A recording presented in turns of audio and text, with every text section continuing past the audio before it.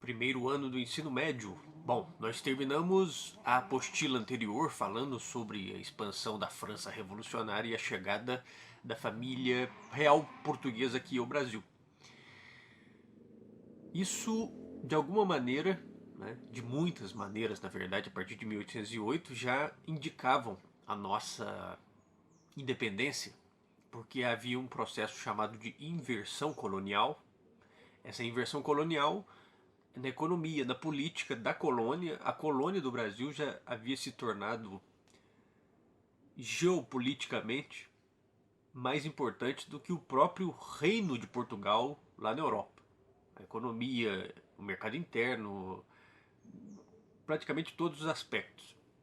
Aí havia a questão política do pacto colonial que mantinha a colônia ligada a seu colonizador, o chamado pacto ou exclusivo colonial, mas com a vinda da família real portuguesa para cá e a transferência dessa capital, desse centro de poder político e administrativo do Império Português para o Brasil, há uma inversão de posições, e isso já é o indicativo da nossa futura independência. Mas havia várias elites regionais e havia projetos diferentes que entendiam o que seria esse Estado independente ou essa nova nação. Nós temos que pensar que o Brasil não existia nesse momento no sentido de uma ideia de uma identidade brasileira. E aí entra uma questão muito importante da diferença entre Estado e nação.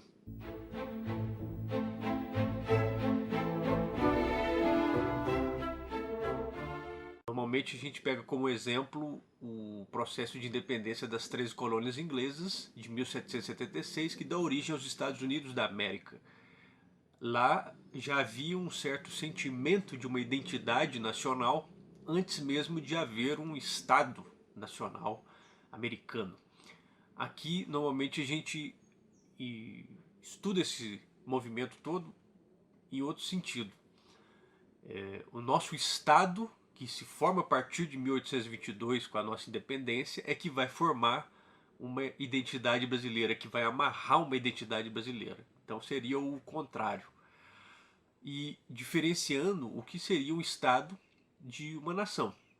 É muito importante esse ponto. Talvez mais importante para nós nessa primeira semana da apostila 4 do primeiro ano seja isso, diferenciar o que é um Estado e o que é uma nação. Porque o Estado é uma entidade jurídica, política, uma forma de poder centralizado que governa determinado território, certo? Uma nação, normalmente a gente traduz como povo, uma etnia, um povo que participa de uma identidade histórica, cultural em comum. Então, no momento da nossa independência em 1822, não havia uma identidade nacional brasileira.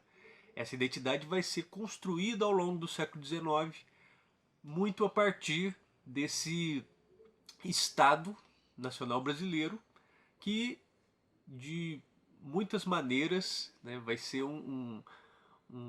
muitos projetos que estavam em jogo, mas vai vingar, né, vai dar o que vai realmente acontecer é o projeto da centralização no Rio de Janeiro e o projeto da monarquia, que seria uma modernização conservadora, como nós vamos ver agora a seguir.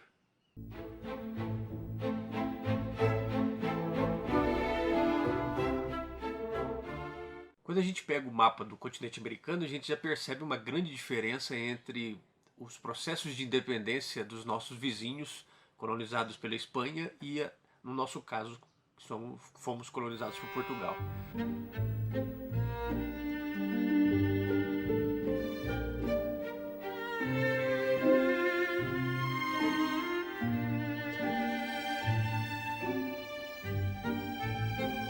Quando a gente percebe o tamanho dos territórios, a gente já vê uma certa diferença importante, que era a ideia de se manter essa unidade da América Portuguesa, porque se observava as nossas elites, os nossos grupos dirigentes, que vão levar esse processo de independência à frente, havia um receio da perda da unidade territorial, como aconteceu nos territórios espanhóis, a questão também do haitianismo, o medo de uma grande revolta de escravos que pudesse assolar a colônia do Brasil, não mais colônia, mas agora como um país independente. Isso também tinha um peso super importante na manutenção de muitas estruturas, como a própria apostila fala, a estrutura de plantation, as grandes propriedades de terra, o uso de mão de obra escrava, o uso desse sistema para exportação, né? Esse seria o sentido da existência do Brasil, a produção agrícola para exportação, algo que a gente fala até hoje do agronegócio, mas aí são outras questões.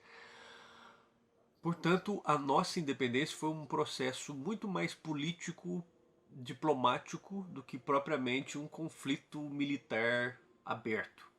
Aconteceram em muitas províncias, por exemplo, no caso da Bahia, do Pará, o não reconhecimento imediato dessa independência em 1822. Portanto, o desafio era costurar os apoios e as alianças para esse projeto de independência, que vai ser encontrado ali na figura de Dom Pedro I, esse libertador, esse líder que vai levar essa nação à independência.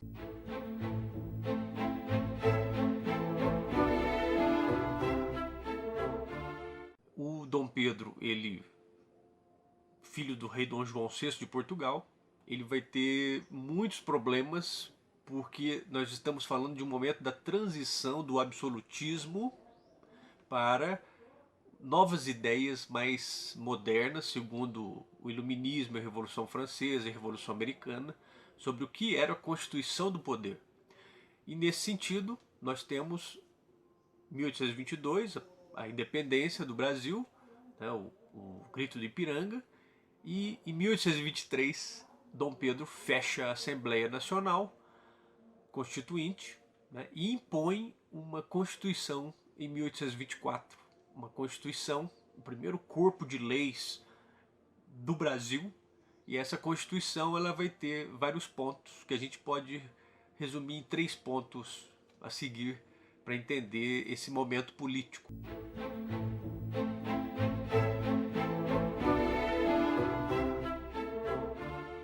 Bom, o primeiro ponto é a manutenção da ordem social. Daí a ideia de uma independência conservadora do Brasil. Não foram alteradas grandes estruturas como o latifúndio, a grande propriedade de terra, a escravidão. Havia já há algum tempo, por parte de Portugal e depois das elites brasileiras, um compromisso em acabar com a escravidão, mas isso vai ser sempre postergado, vai ser sempre adiado, procrastinado. Essa ideia de mexer nessas grandes estruturas. Então a manutenção de uma ordem social é um primeiro ponto importante dessa Constituição de 1824. O segundo ponto é a manutenção também da hierarquia político-administrativa. Os postos que grandes autoridades exerciam durante o domínio português foram mantidos, foram pouco alterados. Essas figuras, essas famílias continuaram ali no poder. Então essa hierarquia político-administrativa também não foi alterada. Pelo contrário, foram juntadas novas elites nesse processo para ganhar cada vez mais apoio a esse novo estado que surgia, sediado no Rio de Janeiro, na nossa capital, o Rio de Janeiro. E o terceiro ponto é a unidade territorial, a manutenção de uma unidade territorial, afastando os perigos do federalismo, republicanismo, que eram ideias, por exemplo, da Revolução Americana de 1776, a ideia de maior autonomia para os entes que formam uma federação.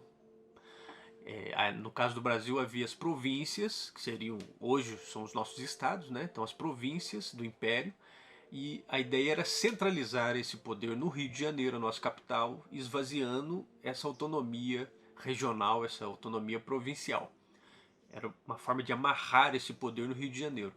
Daí, um ponto também muito importante da Constituição de 1824 era a existência do chamado poder moderador, que em outras maneiras era uma forma de garantir o absolutismo reformado, digamos, para Dom Pedro, porque ele podia existir, ele frequentemente era acusado de autoritarismo, mas nós temos que entender a mentalidade de um homem que veio do como ele foi formado, né? Ele veio no final do absolutismo português, então essas práticas autoritárias estavam permanentemente em tensão, tensionadas com esses novos ideais de república, de participação popular, de representação, de divisão de poderes.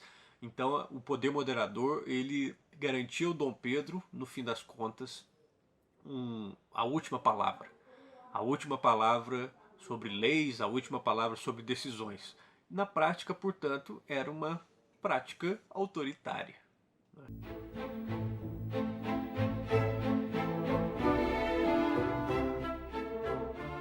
Com o tempo, esse autoritarismo do Dom Pedro foi piorando sua situação por outras questões, questão econômica, por exemplo, o Brasil foi obrigado a pagar a indenização a Portugal pelo reconhecimento. Era muito comum para conseguir o reconhecimento da independência, a existência de um novo estado, você pagar outros estados para reconhecerem. Era muito comum essa prática da compra, digamos, de um reconhecimento político, administrativo. Fato importantíssimo, em 1828 o Brasil imperial perde a província da Cisplatina, Uruguai. Aí surge a República Oriental do Uruguai, não é? Isso teve um peso também, muitas críticas na opinião pública a Dom Pedro, essa perda do território e a ameaça de perda de novos territórios. Todo esse processo ele vai se acumulando e em 1831 ele ganha um empurrão final com o problema de sucessão dinástica em Portugal. Dom Pedro volta a Portugal, luta contra seu irmão Dom Miguel, derrota seu irmão e assume o trono português como Dom Pedro IV. Então, nosso Dom Pedro I aqui no Brasil é o Dom Pedro IV lá em Portugal. E no dia 7 de abril de 1831, portanto, Dom Pedro I abdica do trono, vaza, vai embora, e deixa aqui o Brasil nas mãos de seu filho, que até nesse momento tinha 5 anos de idade, Dom Pedro II, futuro Dom Pedro II. Como a lei não permitia, esse período vai ser um período que tutores vão tomar conta do filho de Dom Pedro I, e esse período é o período chamado da regência, o período dos regentes, período regencial no Brasil, que nós vamos estudar na próxima semana. Bom, portanto, os dois pontos mais importantes para nós nessa primeira semana são diferenciar Estado e nação, certo? Como aquele exemplo que a gente falou dos Estados Unidos e do Brasil, uma nação que forma um Estado e um Estado que cria uma nação. Atente-se para esse movimento de Estado e nação. Há povos, por exemplo, há nações que não têm Estado. Por exemplo, os curdos são um povo que não tem um Estado, não existe o Kurdistão, existe como território, mas não existe como Estado nacional, né? E há muitos estados que têm dentro deles várias nações misturadas, por exemplo, a Rússia. Há povos dentro da Rússia que não falam russo, que não têm quase nenhuma identidade em comum, mas é um grande Estado nacional que dentro dele tem vários grupos, né? Então é diferente, é importante diferenciar o que é Estado e o que é nação. E o segundo ponto é a ideia do que o projeto de nação do Brasil e de Estado foi levado à frente por nossas elites. Nossas elites, são muitas elites, não existia um grupo apenas. Então havia visões diferentes sobre o que seria o Brasil a partir de 1822. A elite mais próxima do Rio de Janeiro tinha uma determinada visão, as elites do Nordeste, do Norte, as elites do Sul, ou seja, várias visões para o que seria esse novo Estado Nacional chamado Brasil. E isso vai causar sempre diálogos, tensões e conflitos, como nós veremos, por exemplo, na década de 1830, com a saída de Dom Pedro I do poder, essa principal figura que amarrava toda essa política, e aí abre-se um período de contestações e conflitos em várias províncias desse Império do Brasil, certo? Então é isso. Dê uma olhadinha, livro de segundo ano. Tá muito apressado essa apostila, mas eu acho um pouco melhor seguir o que essa apostila está colocando, senão vai misturar muitas coisas. E brevemente no nosso retorno a gente fiquem tranquilos que nós vamos repassando e atualizando tudo direitinho, certo? Então, bons estudos, isso aí, até a próxima.